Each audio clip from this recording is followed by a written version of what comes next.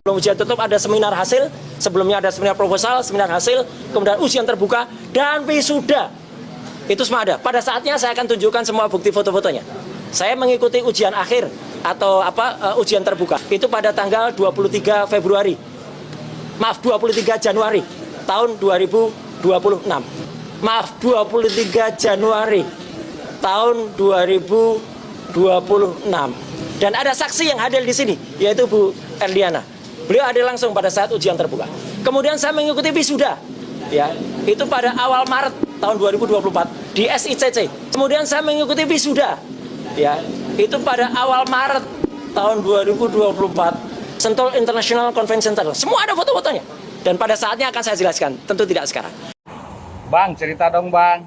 Abang terlalu sibuk kayaknya ini ngurusin, mengulik-ngulik riwayat pendidikannya Mas Roy Suryo yang S3-nya di UNJ itu. Kenapa bang? Terlalu sibuk, dia kan pejuang kebenaran. Nah justru kami membantu Mas Roy Suryo untuk berjuang dalam kebenaran.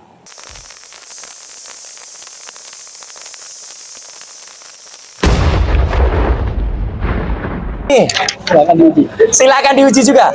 Ini saya magister kesehatan, makanya di belakang saya ada MKes-nya. Kalau tadi gelarnya di depan ada dokter Andesnya. Dan saya S3. Kenapa saya perlu tulis S3? S3 inilah saya memutuskan untuk mengundurkan diri dari partai karena saya sekolah menempuh S3 ini. Dan alhamdulillah 4 tahun kemudian saya lulus dari Universitas Negeri Jakarta. Bisa diuji. Bisa diuji. Ya. Clear ya. Ya. Masih di mal gantian. Ya. Clear ya. Ya. Masih di mal gantian. Ya. Beberapa hari lagi kami akan menuju Universitas Negeri Jakarta UNJ di Rawamangun. Untuk apa?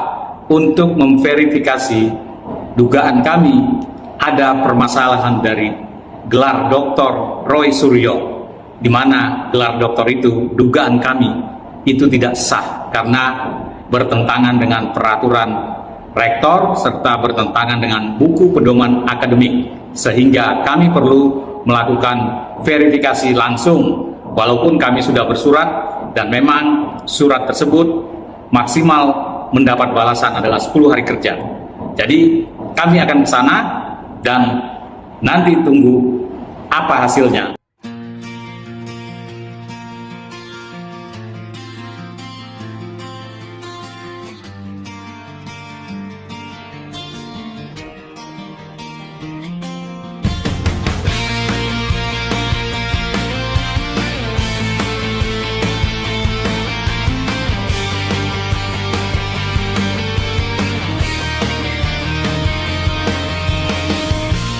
Satu sinar terpancar melalui celah awan yang menyinari bumi.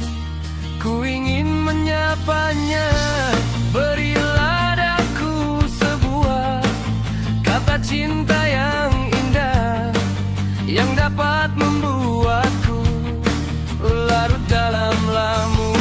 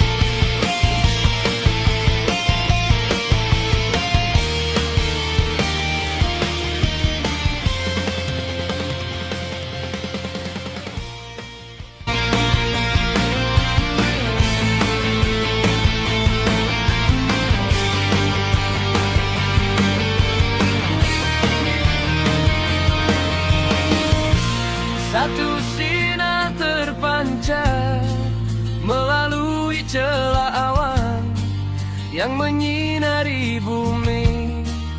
Ku ingin menyapanya, berilah daku sebuah kata cinta yang indah, yang dapat membuatku larut dalam lamunan.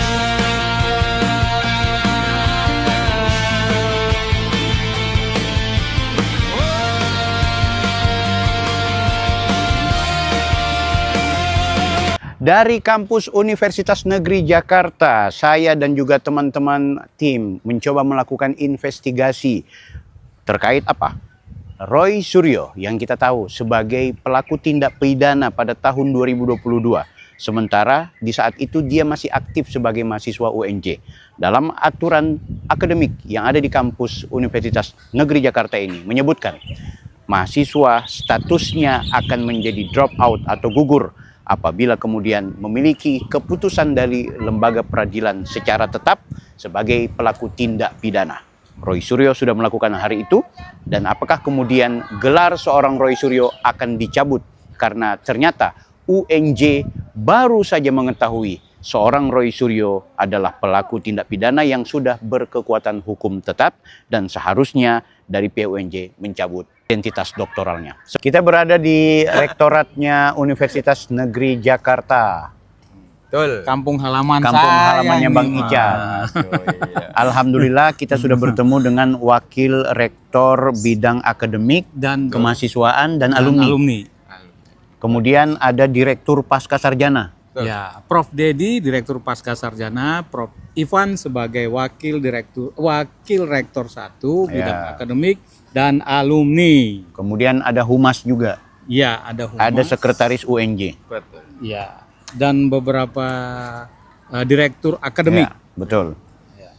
Teman-teman tentu tahu bahwa agenda kita datang ke sini ini kemudian merespon tuntutan dari Anda semua yang meminta bahwa bagaimana caranya kita bisa bertemu dengan pihak UNJ untuk meminta klarifikasi terkait dugaan Roy Suryo yang ternyata punya pelanggaran akademik namun bukannya digugurkan tapi justru tetap mendapat gelar S3, ya kan? Karena ketidaktahuan Ya. pihak UNJ dan belum ada tembusan dari Mahkamah Ya. Agung Ya. bahwa itu sudah inkrah ya, Ya. pelanggarannya pidana Oke. yang berkekuatan hukum tetap, sehingga kita meminta dengan hormat Ya. pihak UNJ untuk bisa menyampaikan ini karena sudah ada desakan dari publik dan alumni serta sudah ada surat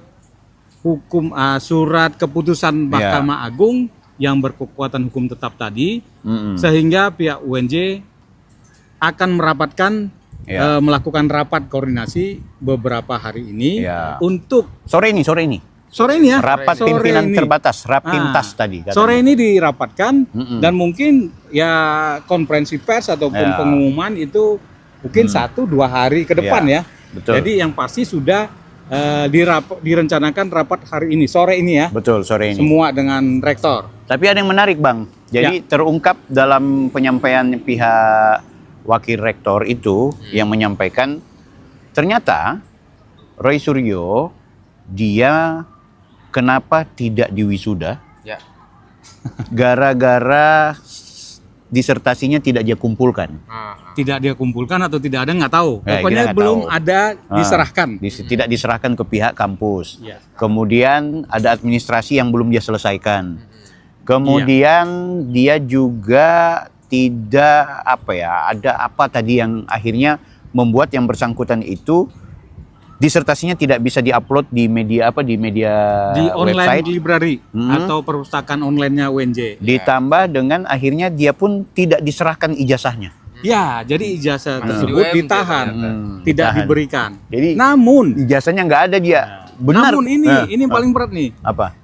Ijazah tersebut bisa dicabut. Bisa dicabut. Nah, inilah rapat koordinasi sore ini. Betul. Ya, oleh para petinggi ya, termasuk rektor, wakil rektor 1, semua yang tadi hadir itu. Betul. Tadi kira-kira ada 8 orang ya. Ya. Nah, Artinya begini, Bang Richard, apa yang kita lakukan, podcast kita dengan konten-konten Sudah kita on the sebelumnya itu on the track. track.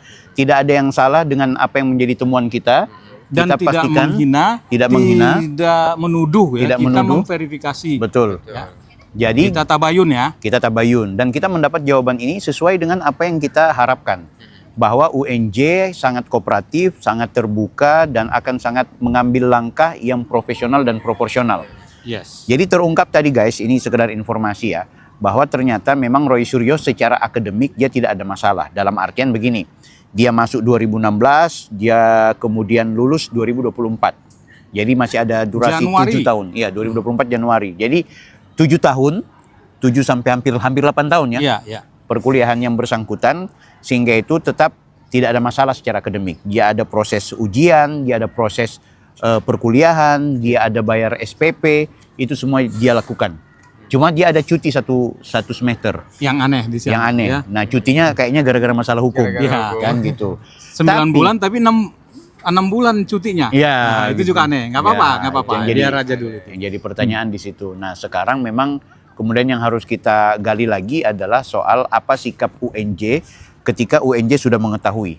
Jadi yang menarik gini, Ya. pengakuan dari salah seorang pimpinan tadi, jujur kami tidak pernah mendapatkan informasi atau tidak mengetahui bahwa Roy Suryo punya masalah hukum yang kemudian sudah punya keputusan dari lembaga peradilan. Yang berkekuatan pertama. hukum tetap. Yang Mereka menarik, tidak tahu. yang menarik adalah ada yang baru tahu. Saya baru nanti peristiwa ini baru saya tahu ternyata Roy Suryo itu adalah alumni UMJ. Nah, itu wakil rektor 1 dia. Jadi, nah ini yang paling penting. Dengan adanya bukti dan sah. Dan satu lagi yang penting, saya dititipi pesan oleh Universitas Negeri Jakarta, yaitu oleh Prof. Ari Sabtono. UNJ tidak akan menggelar konferensi pers atau menggelar statement resmi, tidak perlu. Beliau menyerahkan, udah Mas Roy saja yang sampaikan. Jadi, Guys, aku mau kembali menambahkan informasi tentang Roy Suryo ya. Ini beliau ngancam saya untuk kemudian dianggap sebagai melakukan perbuatan fitnah. Aku kasih tahu, aku sekali lagi memegang bukti rekaman bagaimana pernyataan dari pimpinan rektorat yang ada di Universitas Negeri Jakarta, ya, bahwa memastikan Roy Suryo ini memang adalah orang yang kami seharusnya mendapatkan salinan putusan dari Mahkamah Agung. Seandainya ada salinan putusan dari Mahkamah Agung dan kami mengetahui Roy Suryo adalah mahasiswa yang melakukan tindak pidana, maka akan kami terapkan hukumannya. Apa hukumannya? Peraturan Rektor nomor 13 tahun 2020, yaitu di DO, ya. Nah, adapun sekarang soal pencabutan gelar itu konteks yang beda ya. Jadi itu tidak ada hubungannya. Ini sekarang UNJ harus bertanggung jawab. Nah, sekarang UNJ justru mengklarifikasi, menyampaikan kepada Roy Suryo lah yang akan memberikan klarifikasi. Ini kan berarti UNJ lepas tanggung jawab. Tapi ingat saudara, saya Dr. Richard, kami membuat semacam permohonan tentang tanggapan dari pihak UNJ terkait apa sikap UNJ setelah mengetahui ternyata Roy Suryo ini adalah mahasiswa yang seharusnya DO tapi ternyata diluluskan. Nah ini ya kan, kalau kemudian UNJ tidak bertanggung jawab dan tidak mengklarifikasi, tidak membuat pernyataan yang resmi, maka kita pastikan ini akan kita lanjutkan pada tahap-tahap selanjutnya. Seperti apa? Tentu kita akan berkoordinasi dengan pihak Kementerian Pendidikan Tinggi terutama untuk mengevaluasi UNJ kok bisa meloloskan narapidana sebagai penerima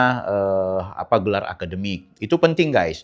Nah yang kedua juga, Mas Roy Suryo ini di pernyataan sini banyak tidak konsistennya. Dia bilang dia wisuda, padahal teman-teman UNJ mengatakan dia tidak diwisuda gara-gara ada persoalan akademik. Karena bagaimana mungkin dia diwisuda, bulan Maret katanya diwisuda, tapi ternyata dia tidak mengambil ijazahnya dan lain-lain sebagainya, termasuk ada hal-hal administrasi. Tapi itu tidak problem ya. Sekali lagi tidak melepas identitas akademik seorang Roy Suryo.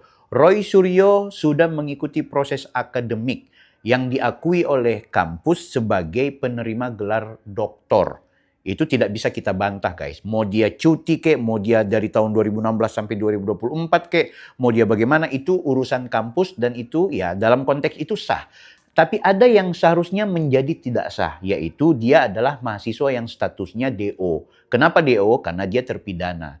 Nah, cuma mereka bantah aku, wah, kalian tidak tahu yang dimaksud dengan terpidana itu terpidana kalau hukumannya atau tindak pidananya yang berkaitan dengan tindak pidana luar biasa. Seperti korupsi, seperti apa lagi ya? Korupsi, kemudian tindakan kriminal yang besar seperti teroris, ya. Itu memang benar, itu di pasal 25 itu, pasal 25, 26, ya, yang ada di peraturan rektor nomor 10 tahun 2019. Tapi kita bukan bicara soal pencabutan gelar dari rektor atau dari kampus. Yang kita bicarakan adalah menggugurkan mahasiswa itu. Nah, dalam menggugurkan mahasiswa itu, pasal yang dipakai, dia melakukan tindak pidana ringan kah, berat kah, apakah diputus 1 hari kah, intinya ketika sudah berkekuatan hukum tetap, maka berlakulah bagi dia seharusnya dia itu berhenti sebagai mahasiswa gitu. Makanya aku bilang, Mas Roy ini, Anda ini kayaknya kenapa tidak kemudian berintegritas? Aku kan rasa lucu kalau Mas Roy merasa bahwa dia tidak tahu dengan aturan itu mungkin, tapi aku rasa lucu gitu. Seharusnya kalau dia tahu bahwa ada aturan itu, dia nyatakan mundur. Apalagi bocor ketika kami ngobrol dengan pihak rektorat, mereka mengatakan, ya itu kan Mas Roy sudah kita bilang asal tidak melakukan perbuatannya lagi. Jadi sebenarnya pihak UNJ itu tahu guys kan gitu. Cuma alasannya mereka kemudian tidak ada salinan putusan dari Mahkamah Agung. Emangnya Mahkamah Agung punya kepentingan apa sama pihak yang ada di UNJ untuk kemudian mengirimkan salinan putusan Mahkamah Agung? Kan lucu-lucu aku rasa gitu. Guys, coba kita kita semakin parah sebenarnya situasi ini. Dan aku rasa lucu ketika Roy Suryo merasa terpukul. Dia kayak mau nangis ketika diusik urusan S3-nya gitu. Mas Roy, itulah yang dirasakan oleh Pak Jokowi ya. Bagaimana Mas Roy kemudian melakukan tindakan yang memaksa-maksakan publik untuk percaya kepada Mas Roy bahwa Pak Jokowi itu ijazahnya palsu, ya kan? Mas Roy itu sangat terlihat, bayangkan UGM sendiri sudah akui, tetap Anda nggak mau tahu gitu. Anda malah mengolek-ngolek dan lain-lain sebagainya. Tapi sudahlah, bagi kami menanti apa yang akan menjadi sikap Mas Roy. Karena setauku di konferensi pers ini, beliau memastikan akan kemudian melaporkan saya dan juga Dr. Richard. Ya, saya tunggu, saya pastikan akan bertanggung jawab.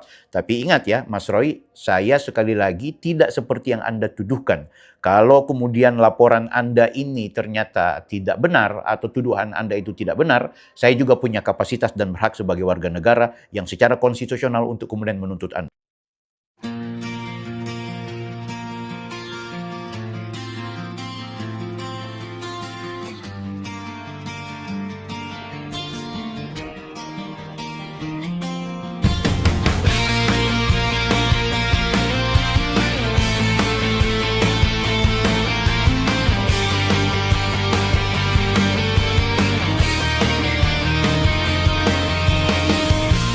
Satu sinar terpancar melalui celah awan yang menyinari